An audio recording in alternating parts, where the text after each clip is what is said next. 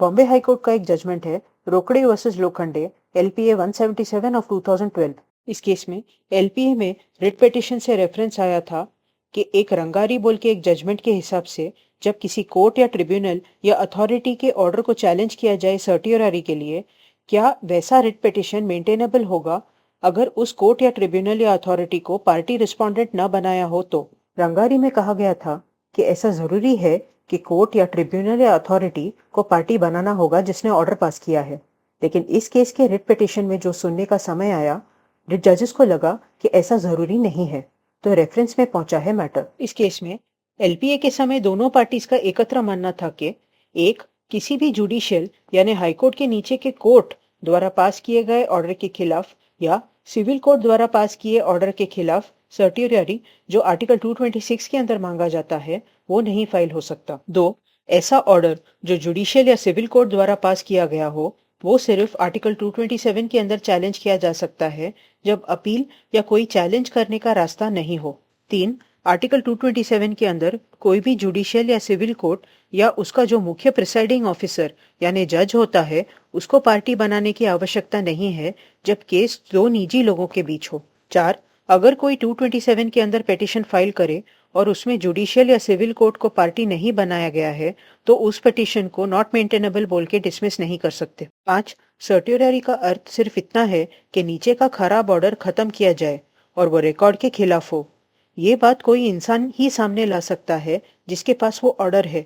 जिसने गड़बड़ी की है उसको रिस्पोंडेंट नहीं भी बनाया तो भी चलेगा। इसका अपवाद भी माना गया कि जब नीचे का ट्रिब्यूनल या अथॉरिटी को अपने ऑर्डर का बचाव करने को लगे तो वो खुद या तो कोर्ट में अप्लाई कर सकता है कि मुझे पार्टी बनाओ, या फिर कोई पार्टी उनको पार्टी बना सकता है। इस केस में नीचे के कोर्ट द्वारा पास किए गए ऑर्डर को रिट में चैलेंज किया गया आर्टिकल 226 और 227 के अंदर हाई कोर्ट में।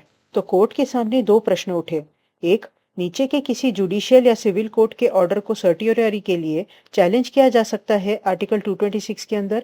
अगर हाँ, तो दूसरा प्रश्न उठेगा कि ऐसे में क्या उस कोर्ट के प्रिसाइडिंग ऑफिसर यानी जज को पार्टी रिस्पोंडेंट बनाना जरूरी है क्या? इस विषय को और भी टुकड़ों में किया गया कि क्या नीचे के कोर्ट के ऑर्डर के खिलाफ सर्टियोरारी दिया जा सकता है? अगर नहीं, तो क्या ऑर्डर पास करने वाले को पार्टी बना के फिर पिटीशन डिसमिस होना चाहिए? अगर 227 के अंदर पिटीशन फाइल किया जाए नीचे के कोर्ट के ऑर्डर के खिलाफ और उस ऑर्डर को पास करने वाले को पार्टी न बनाया जाए तो पिटीशन को क्या डिसमिस करना चाहिए नॉट मेंटेनेबल बोल के? और रंगारी जिसमें कहा गया था कि 226 मेंटेनेबल नहीं होगा अगर ऑर्डर्स पास करने वाले कोर्ट, ट्रिब्यूनल या अथॉरिटी को पार्टी नहीं बनाया जाए, ये बात सही है क्या? जहां तक पहले दो प्रश्नों का उत्तर है, कोर्ट का मानना था कि इंफीरियर कोर्ट का उल्लेख हो, उसके अंदर नीचे के सिविल कोर्ट नहीं आते तो सर्टियोरारी नहीं दिया जा सकता। अगर ऐसा कोई प्रेसिडेंट यानी पहले से स्थापित जजमेंट नहीं है कि नीचे के कोर्ट को रिट नहीं दे सकते, तो ये एक फर्क है आर्टिकल 226 और 227 के बीच, और कि इस वजह से दूसरा प्रश्न बचता ही नहीं है। तीसरे प्रश्न के उत्तर में कहा गया कि सुप्रीम कोर्ट का एक इमैनुअल बुल के जजमेंट के हिसाब से जब आर्टिकल 227 के अंदर पिटीशन फाइल हो तो नीचे के कोर्ट या जज को एक आवश्यक पार्टी नहीं माना जा सकता। इसका अपवाद होगा कि जब ऐसा दोष लगाया जाए कि नीचे के कोर्ट ने गलत मंशा में आके या एक पार्टी को बचाने के लिए ऑर्डर पास किया है, तो ऐसे दोष का सामना करने उनको पार्टी बनाया जा सकता है।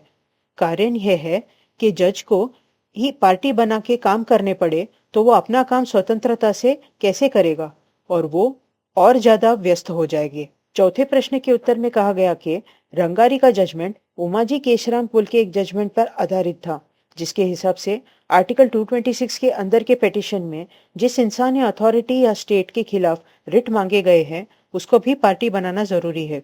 दूसरे एक judgment Ahmed Ali versus MD Lal Kaka में कहा गया कि जिस भी ट्रिब्यूनल के खिलाफ रिट मांगा गया है उस ट्रिब्यूनल को भी पार्टी बनाना आवश्यक है। कि Udit Narayan Singh Mal Paharia versus additional member board of revenue Bihar reported in AIR 1963 supreme court page 786 में कहा गया है कि जो भी नीचे के ट्राइब्यूनल में पार्टीज थे उन सबको पिटीशन में भी पार्टी बनाना पड़ेगा। कि मोहम्मद इमानुएल वर्सेस मोहम्मद हुसैन जो 1968 महाराष्ट्र लॉ जर्नल NOC 1 में रिपोर्ट किया गया था, उसके हिसाब से आर्टिकल 227 के नीचे फाइल किए गए रिट में ट्रिब्यूनल या अथॉरिटी नेसेसरी यानी आवश्यक पार्टी नहीं है। कि इसका वजह बताया गया था कि सुप्रीम कोर्ट द्वारा कि सर्टियोरियरी के रिट के समय अगर ट्रिब्यूनल को पार्टी नहीं बनाया गया तो रिट पिटीशन में जो जजमेंट पास हो ट्रिब्यूनल उस जजमेंट से बंधा नहीं है और नहीं मानने की वजह से कंटेम्प्ट नहीं फाइल हो सकता उस ट्रिब्यूनल के खिलाफ।